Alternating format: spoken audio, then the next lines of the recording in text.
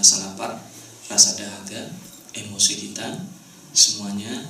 Nah itu nanti rangkaiannya, dan khusus untuk yang subuh, saya insya Allah kita selama 1 bulan ke depan kita akan mengkaji tadabbur juz amma dari juz 30, dari surat An-Naba pagi hari ini sampai seterusnya. Nanti kalau saya hitung-hitung kalendernya sampai surat Al-Ma'un, jadi hampir habis itu juz 30. Insya Allah tema kita dipaksakan selesai dalam 30 menit. Jadi selesai nggak selesai kita akan selesaikan dalam 30 menit. Kalau nanti surat-surat pendek mah ada waktunya cukup. Tapi kalau surat panjang seperti ini, penekanannya adalah pada penekanan tema-tema pokoknya. Yang punya mushaf atau terjemahan mushaf bisa sambil dilihat, supaya ada yang dipegang. Biasanya kalau hanya mendengar matanya berat nanti. Kalau ada yang dipegang, biasanya ketika berat matanya bisa dikontrol. Bisa kita mulai ya. Yang masih ada waktu, yang masih ada yang mau mengambil mushaf. Baik lagi kalau mushafnya ada terjemahnya, jadi enak nanti kita dalam menghadapi.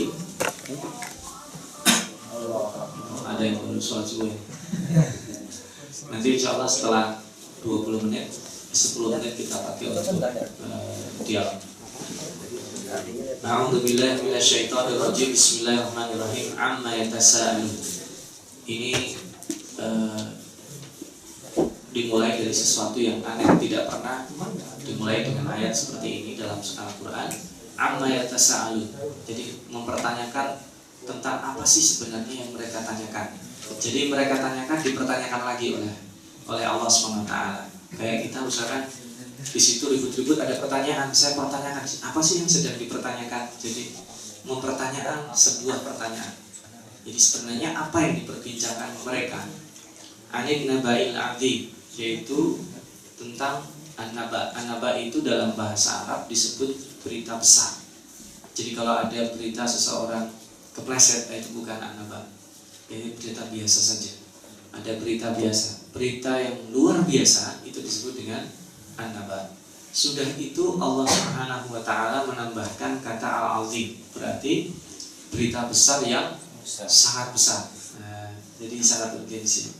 Alladzi hum fihi yakhtalifun. Tabiat manusia terhadap berita besar yang mereka perbincangkan itu tidak pernah akan ada kata sepakat. Apa berita besar itu? Yaitu hari kiamat. Kalau kita hari ini atau detik ini memulai memperbincangkan hari kiamat, itu sudah barang tentu pasti akan berbeda. Sebagian mengklaim bahwa bulan dulu pernah ya kita hari kiamat tahun 2012, sampai kemudian ada keluar filmnya. Ternyata 2012 lewat begitu saja. Nanti hari kiamat ada yang bilang tahun 2020, atau disamakan dengan Piala Dunia mungkin. Misalkan saja. Nanti hari kiamat. Nah, Allah Subhanahu wa taala melalui nabinya, hari kiamat itu hanya diketahui tanda-tandanya. Ada yang disebut dengan tanda-tanda biasa dan ada yang disebut dengan tanda-tanda luar biasa. Tanda-tanda biasanya banyak ya, di antaranya antalidal amatu rabbataha. Itu ketika seorang perempuan melahirkan majikannya. Bingung orang, perempuan melahirkan majikannya apa? Artinya sekarang akan banyak anak-anak yang durhaka pada orang tuanya. Itu beberapa tafsirannya. Atau misalkan antarul khufata al-urata yatatawaluna bil bunyan. Kalian melihat orang-orang yang telanjang dan orang-orang yang tidak punya alas kaki berlomba-lomba membangun gedung-gedung tinggi. Itu terjadi. Orang-orang yang OKB, orang kaya mendadak, mereka berlomba-lomba membangun gedung-gedung tinggi. Atau kalau diidentikan dengan tempat turunnya ini, negara Arab dulu gurun, mayoritas orangnya mengembala kambing, mereka bukan well educated tentunya, bahkan sebagian adalah buta huruf. Sekarang coba lihat Abu Dhabi, lihatlah Dubai, lihatlah Mekah, lihatlah macam-macam berlomba-lomba membuka, kalau dikenal dengan istilah dalam teknik bangunan itu vertical city, membangun kota, tapi itu kan kotanya ke atas. Bingung kan, vertical city, ada kota ke atas. Nah itu salah satu ciri hari kiamat. Dan ada banyak lagi. Di antara ciri hari kiamat yang kubro itu adalah terbitnya matahari dari arah berlawanan. Kalau sekarang terbit matahari dari timur atau sekitar orbit timur ya, timur bisa ke kanan bisa ke kiri, nanti akan dibalik dari situ. Kalau udah itu terjadi maka tidak ada peluang lagi untuk kita bertaubat.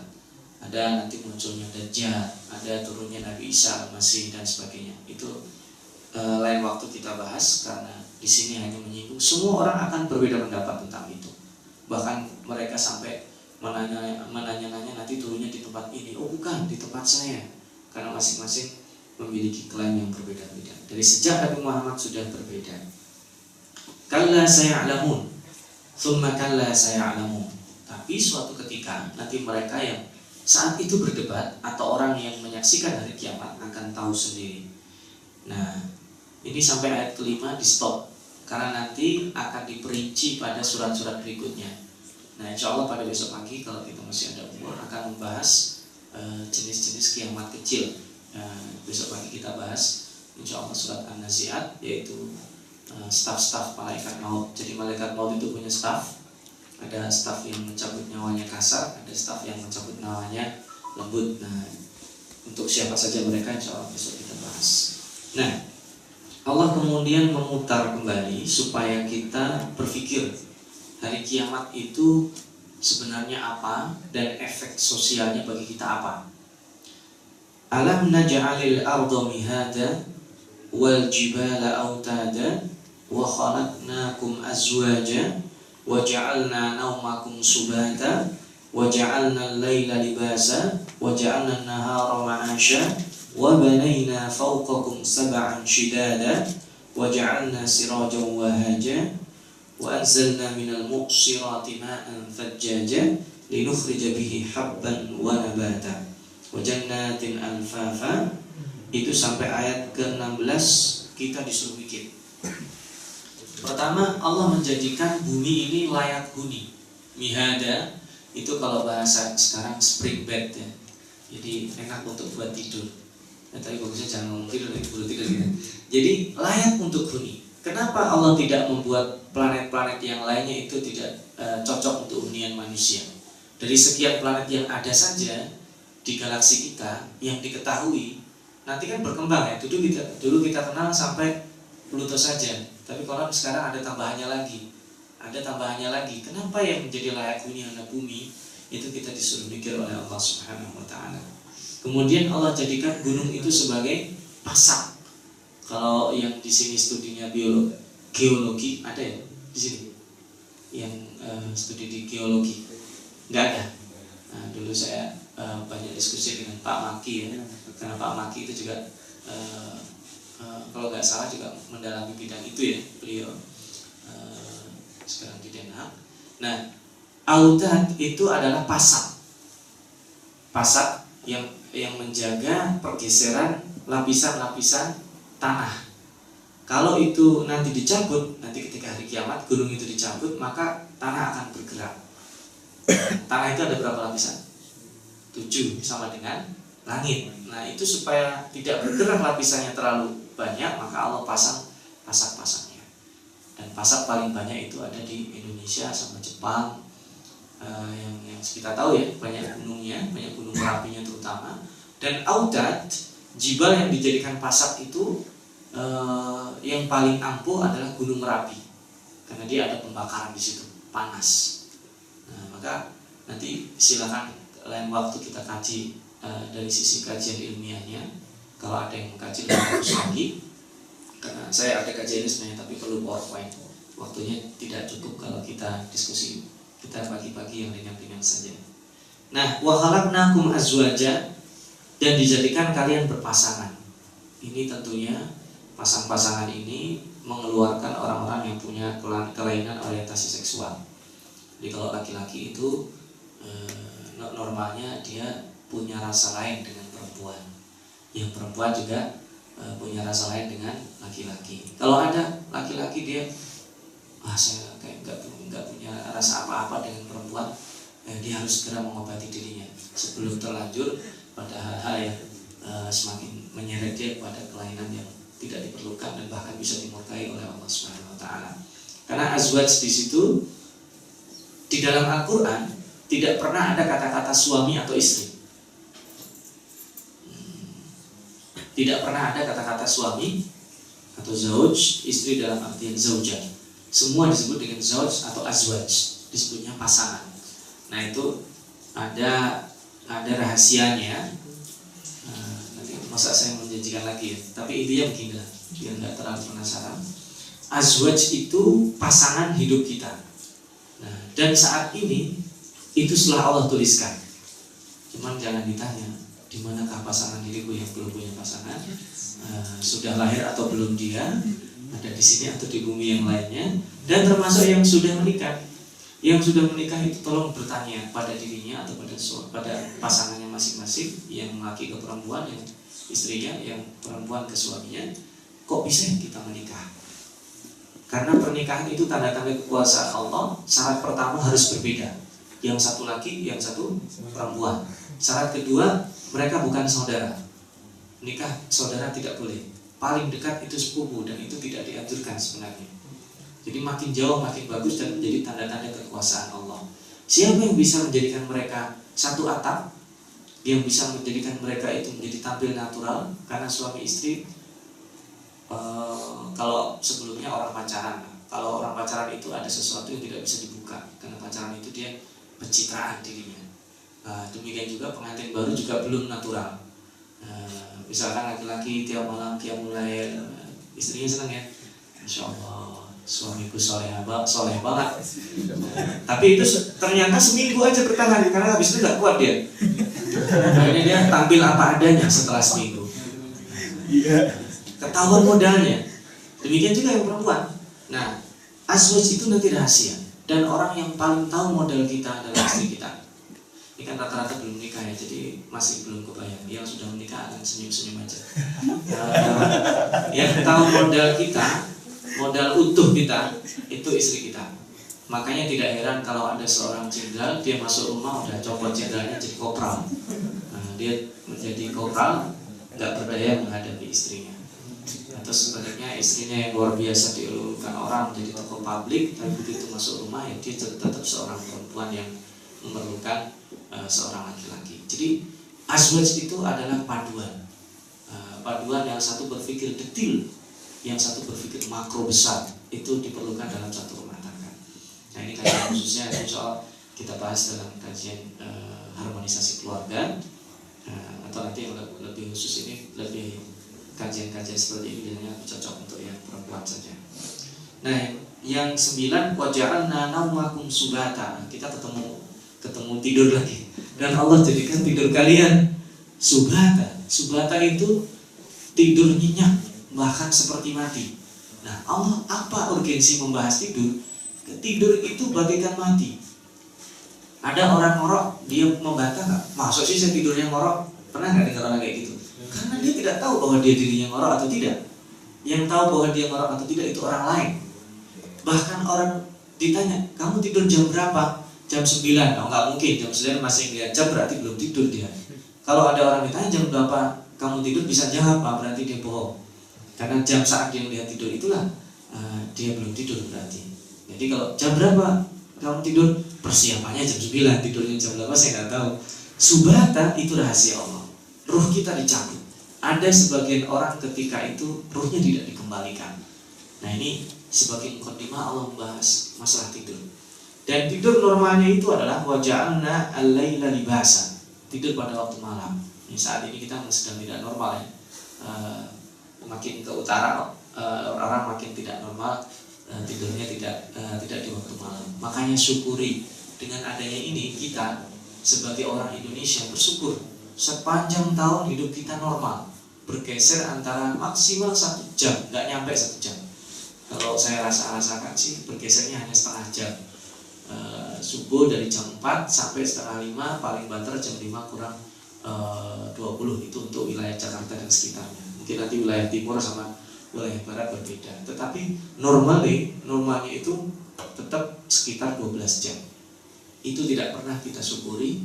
Baru terasa kalau kita hidup di tempat seperti ini, di tempat ketika ada dingin yang ekstrim, panas ya, kita tidak se-ekstrim di tempat saya belajar, dan itu pun belum ekstrim ya, ekstrim di Kuwait atau Irak.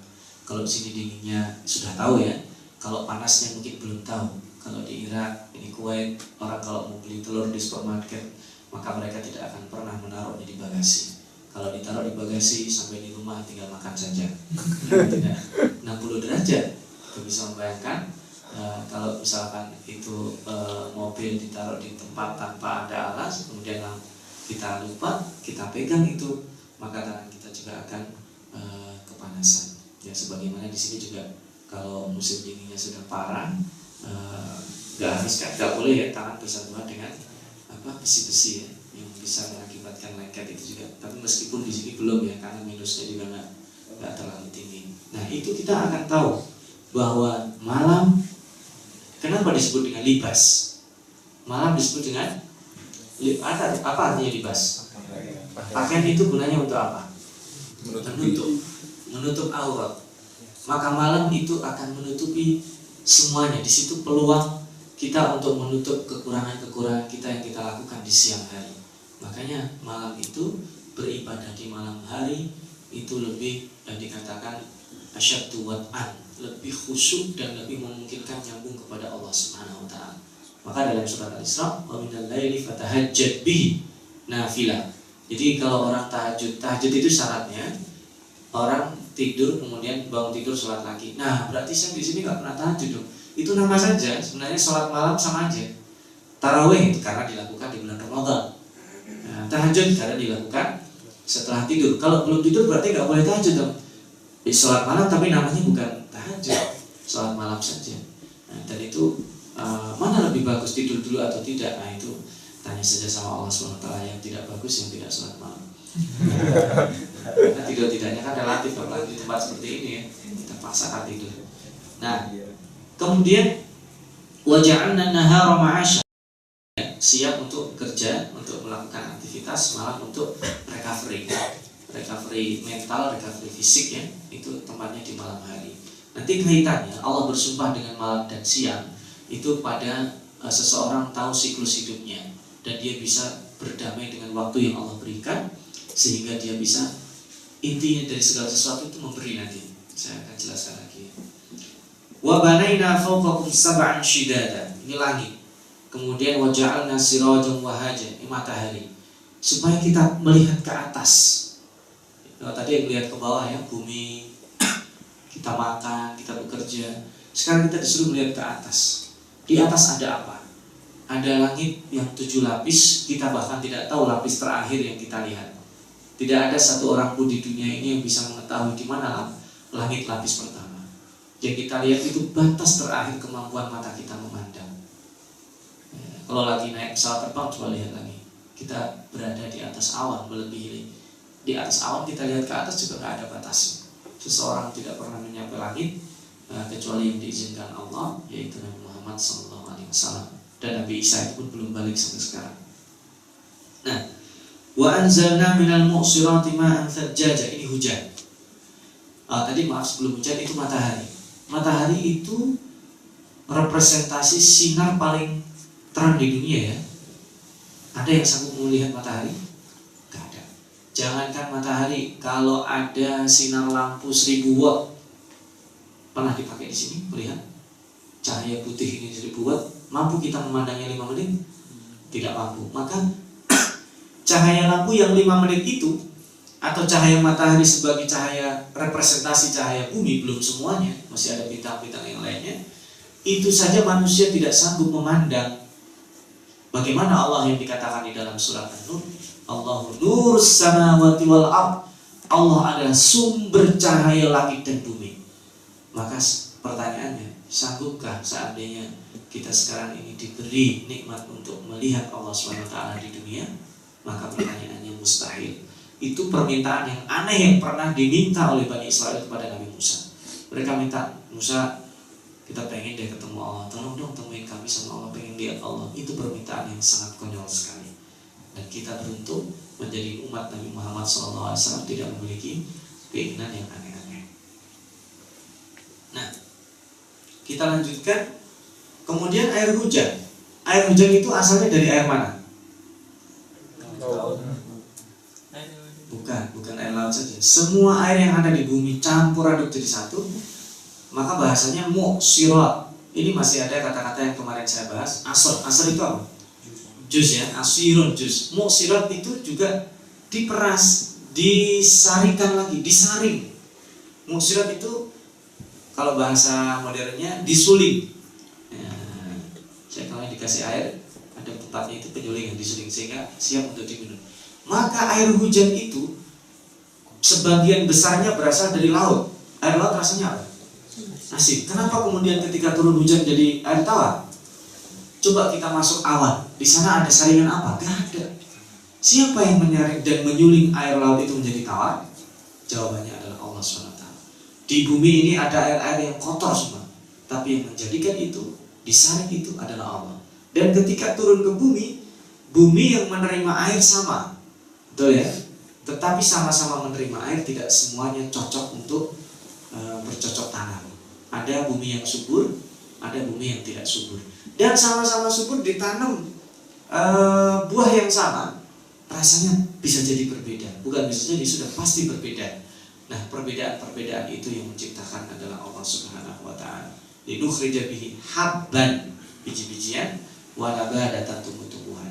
Wa jannatin alfafa. Jannat itu taman-taman yang tebal, yang lebat, yang tidak kelihatan. Jadi segala sesuatu kalau dari huruf jim dan nun itu tidak pernah bisa dilihat. Jannah itu artinya apa? Taman. Di surga itu taman. Kalau kita di dalam Al-Quran nemu jannah, itu surga itu taman, pertamanan. Dan di sana ada hunian-hunian.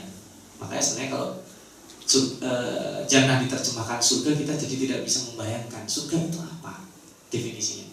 Surga itu taman yang sangat indah. Nah, ini bagi orang hidup di padang pasir, wah, luar biasa itu. Coba aja orang-orang yang hidup di padang pasir bawa ke tempat seperti ini atau dibawa ke puncak, wah, mereka Masya Allah. Itulah disebut dengan jannah. Nah, jannah itu apa? Taman-taman. Kenapa? Karena disebut taman kalau ada orang masuk di dalamnya nggak kelihatan. Kalau ada masuk kelihatan, itu baru bukan taman, itu disebut dengan hadiqah, kebun biasa. Nah, kalau jannah itu adalah kebun dan rindang yang orang nggak kelihatan. Itu jannah. Jin juga. Ada yang bisa melihat jin? Nggak bisa.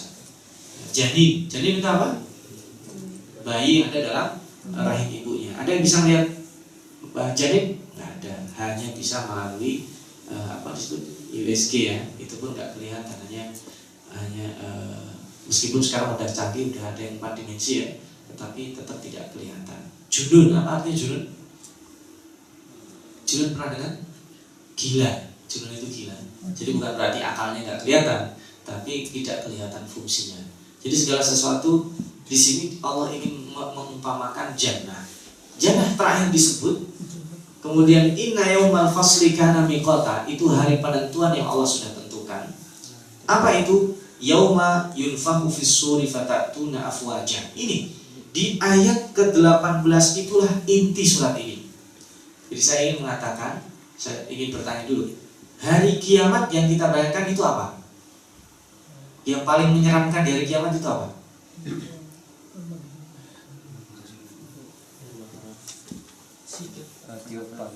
Tiupan apa? Iya, paling kita bayangkan, paling mengerikan di hari kiamat itu apa? Apa ya? Kehancuran. Badai, kehancuran. Terus apa lagi? Hah? Dajjal. Nah, terus apa lagi? Dosa kita dulu. Belum sebelum mendapatkan kata kunci. Apa lagi? Hari kiamat yang sering dibayangkan sebagian besar orang adalah hari hancurnya dunia. Ya, betul ya? Ya. Padahal sebenarnya itu tidak ada apa-apanya. Orang kalau mati selesai nggak apa-apa. Dunia hancur nggak apa. Yang paling mengerikan ayat ke-18. Coba dibaca. Yauma yunfahu fis suri, terus fatatuna afwaja. Apa artinya fatatuna afwaja? Kita dibangkitkan Allah. Hari kiamat yang paling mengerikan bukan hari kehancuran. Yang paling mengerikan adalah ketika mayat-mayat dibangunkan oleh Allah. Kayak kita dibangunin tidur, itu paling mengerikan. Bukan jadi zombie. Manusia dibangunkan dari tidurnya untuk dimintai pertanggungjawaban. Nanti insya Allah akan sampai ayatnya itu dalam surat Al-Fajr. Itu fatatuna afwaja. Afwaja itu berkelompok, bergelombang. Nanti yang kumpulnya orang suka sholat, dia bangunin sama orang suka sholat. Kan ordernya gitu. Malaikat bangunin orang-orang yang sholat, bangunin. Malaikat bangunin orang-orang yang hobinya apa, bangunin. Jadi satu kelompok. Bangunin orang-orang disebut dengan zumara. Jadi dikelompokkan sesuai dengan kebiasaan mereka. Nah itu yang paling mengerikan. Dan semua orang tidak sadar saya ini dibangunkan. Ini bersama siapa? Bersama orang yang hobinya apa? Ini nggak tahu. Maka kemudian wa futihatis sama fakanat abwaba, langit dibuka kelihatan pintunya. Wa suyiratil jibalu fakanat saraba, ini ketika hari kejadian. Jadi kejadiannya, kejadian akan hancur di flashback ini ya. Kemudian inna jahannam kanat mirsada, dan jahanam itu mirsad itu mengintai. Karena jahanam itu memang diciptakan Allah. Di sana ada malaikat-malaikat yang hobinya diprogram untuk menyiksa orang dan tidak menerima order selain itu. Malaikat memang disiapkan untuk menyiksa orang-orang yang hobinya berdusta. Dia enjoy dengan itu. Ada yang hobinya menyebut orang-orang yang ikhlas dalam puasa, ikhlas dalam sedekah. Masing-masing sudah ada job-jobnya, diprogram sesuai program. Dan malaikat tidak bisa disuap. Malaikat juga tidak bisa capek, karena malaikat seumur hidupnya seperti itu. Bahkan sampai malaikat seperti malaikat Jibril, seorang mungkin mikir, malaikat Jibril itu sekarang berarti apa? Dia udah pensiun. Wah, tinggal mati gaji pensiunan saja. Atau contoh malaikat peniup sangkakala, tugasnya berapa kali? Cuma 2 kali seumur hidupnya. Meniup sangkakala kehancuran dan meniupkan sangkakala kebangkitan. Coba kalau malaikat itu main-main, hancur kita sekarang. Jadi gak pernah malaikat itu iseng gitu misalnya. Malaikat peniup sangkakala, saya mau nyoba kira-kira bunyinya kayak apa, hancur itu dia. Tapi dia cuma menerima order. Kalau sudah diperintahkan tiup-tiup. Dan malaikat maut pun pada waktu itu tidak berdaya. Dia punya staf banyak yang bisa mencabut nyawa dengan berbagai jenisnya, dengan berbagai caranya. Tapi pada begitu ditiup, dia kehilangan kedikdayaannya. Dan satu-satunya makhluk yang dimatikan Allah langsung adalah malaikat peniup sangkakala, dan dihidupkan pertama kali adalah dia juga. Nah itu sekarang kalau dipikir-pikir tugasnya apa sekarang? Tidak ada tugasnya dia. Nah makanya di sini Allah menciptakan malaikat atau makhluk-makhluknya itu sesuai dengan tugasnya. Terutama ini disediakan orang-orang yang taghin. Taghin itu melebihi batasan. Nanti ahqaba, berada dalam neraka itu ahqaba beratus-ratus tahun, dan ratus tahun di akhirat beda dengan 100 tahun di dunia, itu berabad-abad ya. Dan itu sebagai jazaan wifaqa, sebagai balasan yang setimpal. Nah ini saya ingin menekankan jazaan wifaqa begini. Dalam kejahatan Allah tidak pernah membalas melebihi. Dan Allah di dalam Al-Quran selalu mengatakan apa? Azizun Hakim, Ghafurun Rahim. Kalau seandainya Allah itu maha adil saja, tidak maha bijaksana, nggak ada orang masuk surga. Gimana itu adilnya? Adil itu artinya kalau buruk dibalas buruk, baik dibalas baik. Ternyata Allah tidak kan? Keburukan 1 dibalas 1 keburukan, kebaikan 1 dibalas 10 kebaikan. Bahkan di bulan Ramadan yang wajib dilipat gandakan 70. Nanti ada Lailatul Qadar dilipat gandakan berapa kali? Bukan 1000 kali, dilipat gandakan lebih dari 30.000. Karena 1000 itu kan bulan, 1 bulan ada 30 hari. Padahal itu cuma 1 malam saja. Nanti kita bahas lebih detail ketika sudah sampai ayatnya. Nah ini menandakan Allah tidak hanya maha adil. Kalau maha adil saja habis kita. Kalau maha adil saja kesalahan kita sering berulang-ulang. Ayo masing-masing kita jujur. Kita melakukan kesalahan itu 1 kali atau minimal berkali-kali, rata-rata berkali-kali. Dan kita bisa, saya ingin menukil perkataan seorang ulama, saya bersyukur atas kebaikan yang saya diketahui orang lain sehingga bisa mempengaruhi orang untuk mudah berbuat baik, atau saya bersyukur karena keburukan-keburukan saya ditutup oleh Allah sehingga tidak menular kepada yang lainnya. Antara 2 itu kita. Saya dipanggil ke sini karena aib saya ditutup oleh Allah, atau karena orang-orang pengurus Masjid Al-Falah ini tahu beberapa kebaikan saya, itu tipis beda. Allah memberi nikmat berupa kelebihan, atau sekaligus memberi nikmat berupa ditutupnya kekurangan kita. Nah itu makanya disebut dengan jazaan wifaqah. Dan kenapa mereka disiksa? Karena mereka tidak layar junah hisaba itu tidak punya proyeksi suatu ketika akan dihitung-hitung sama orang. Coba kalau ada orang belanja dikasih tahu, udah ambil aja semuanya, nanti nggak usah bayar. Nah itu mah dia akan ambil semuanya. Tapi kalau dia ketika belanja, dia di sakunya ada uang sekian, dia pasti memperkirakan belanjanya sesuai dengan sakunya. Nah orang mampu berbuat, dia akan mampu bertanggung jawab. Hisab di situ adalah perhitungan, mempertanggungjawabkan. Yang berikutnya, mereka mendustakan, maka gabu bi ayatina kidzaba, dan itu semuanya nanti akan dibalas oleh Allah SWT. Nah, kebalikannya, orang-orang yang bertakwa, sudah mau lebih ya, 20 menit gak apa-apa sedikit.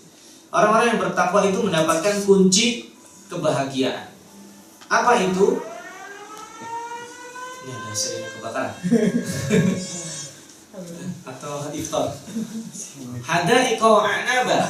Hada'iq itu taman-taman yang bukan jannah ya. Hada'iq itu taman-taman yang tidak terlalu lebat.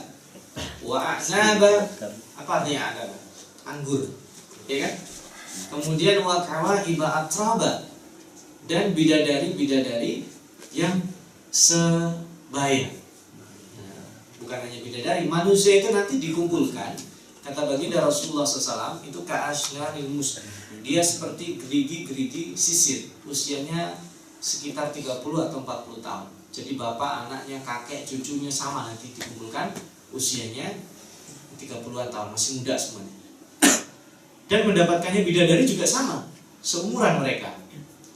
Nah, kenapa ini perlu dijanjikan bagi orang-orang yang bertakwa tentang bidadari?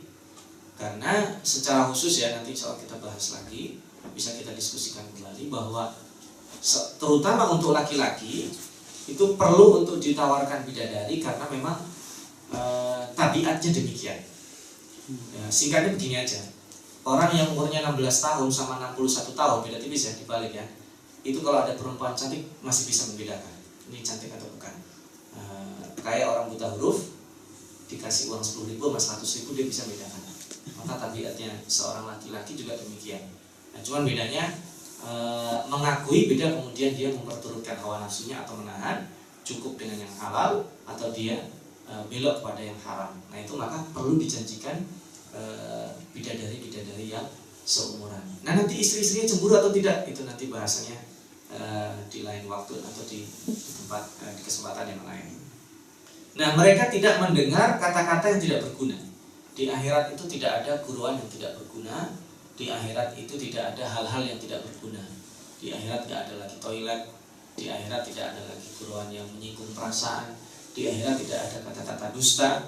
Semuanya kalau tadi jazaan wifaqah, di sini jazaan min rabbika ata'an hisaba.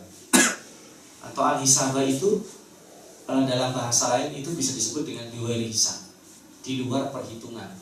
Jadi kalau di sini ata'an hisaba itu adalah disebut dengan pemberian sesuai perhitungan, sebenarnya bukan sesuai perhitungan, di luar perhitungan.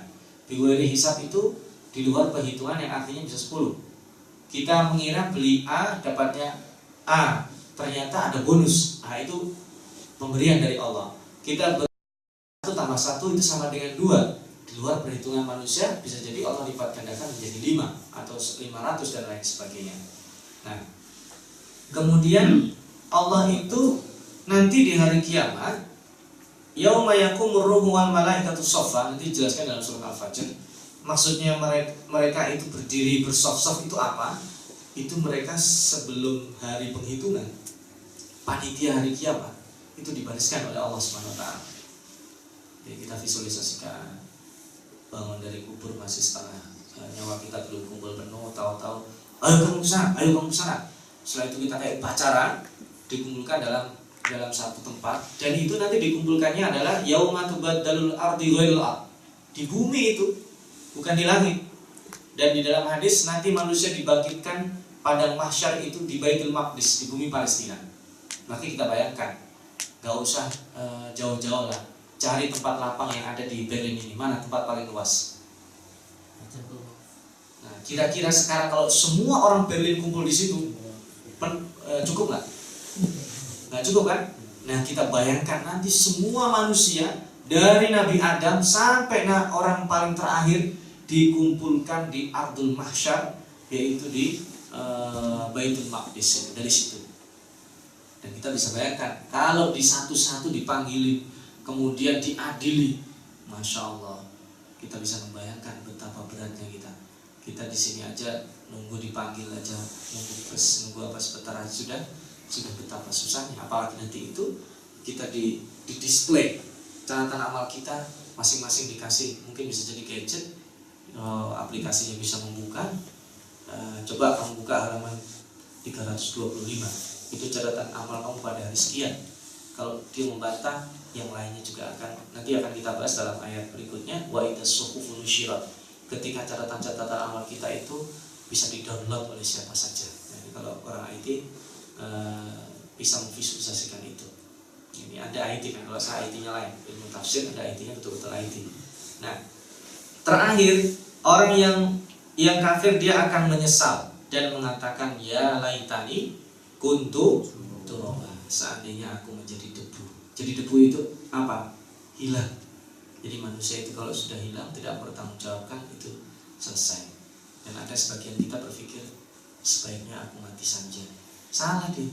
Mati itu bukan menyelesaikan masalah. Nanti setelah mati ada kehidupan berikutnya. Setelah mati dia bekalnya dari mana? Kalau orang ibarat saya kesini, sekaya-kaya saya di Indonesia, uang rupiah nggak laku di Jerman, harus ditransfer. Maka nanti kita ketika mati harus ditransfer amal kita, uang kita menjadi amal yang bermanfaat. Ini garis besar berita besar atau hari kiamat yang diperselisihkan oleh orang-orang. Itu yang bisa saya sampaikan. Kalau masih ada 5 menit mau ada dialog, saya persilakan. Sementara saya tutup dulu. Terima kasih dan mohon maaf atas kekurangan. Assalamualaikum warahmatullahi wabarakatuh. Silakan Pak, ada yang bertanya 5 menit sebelum landing. Silakan. Saya baru pertama kali mendengar tadi Ustadz menyinggung bahwa satu-satunya malaikat yang dimatikan dan dihidupkan Allah malaikat peniup sangkakala. Itu tekniknya gimana? Ketika dia meniup sangkakala pertama, kiamat itu mati semua termasuk malaikat yang lain gitu. Terus dia dibangkitkan satu, meniup, kemudian manusia dibangkitkan, sedangkan tadi malaikat-malaikat yang lain tetap mati gitu. Gimana? Ya. Informasi yang sampai ke saya berdasarkan hadis dan yang ada Al-Quran. Al-Quran secara detail tidak ada dalam hadis itu sangkakala ditiup semuanya hancur kecuali dia kan. Dan ketika dia ada, yang mematikan dia adalah Allah Subhanahu wa ta'ala. Maksudnya malaikat yang lain mati juga? Mati juga. Malaikat itu mati juga. Dan iblis juga mati. Sampai saat ini jin-jin itu ada seperti kita, ada umurnya, kecuali iblis ya. Iblis yang menggoda Nabi Adam itu dikasih kesempatan. Ya Allah, panjangin umurku. Oke, khusus kamu saya kasih panjang buat godain manusia. Nanti kita bahas nanti sore cip gimana cara menggodanya, kita bahas insya Allah nanti di pertemuan sore nanti insya Allah. Nah, begitu hancur semuanya yang hidup tinggal berapa? Satu orang malaikat atau satu apa? Malaikat pakai orang, satu malaikat. Satu malaikat. Nah, malaikat itu dimatikan dan nanti yang pertama dihidupkan adalah dia. Nah, itu salah satu keistimewaan malaikat pencabut, bukan pencabut nyawa, peniup sangkakala. Terus malaikat yang lain tidak dihidupkan ya? Dengan ditiup itu hidup lagi kembali. Ya. Teknis seperti apa? Saya juga nggak tahu. Tidak ada informasi teknisnya itu. Belum ada technical meeting, jadi kita nggak tahu. Ada yang lagi, yang lain atau mengomentari? Tidak harus pertanyaan, mendiskusikan. Ya, silakan. Saya tuh tertarik dengan pembahasan-pembahasan tentang tanda-tanda hari kiamat Ustaz. Yeah. Misal seperti Dajjal, Yajuj dan Majuj yang dan besar ya, tanda-tanda kiamat yang bukan yang kecil ya, sudah makin dekat maksudnya. Yang besar. Saya cuma pengen nanya itu kira-kira pembahasannya di surat apa dan kapan?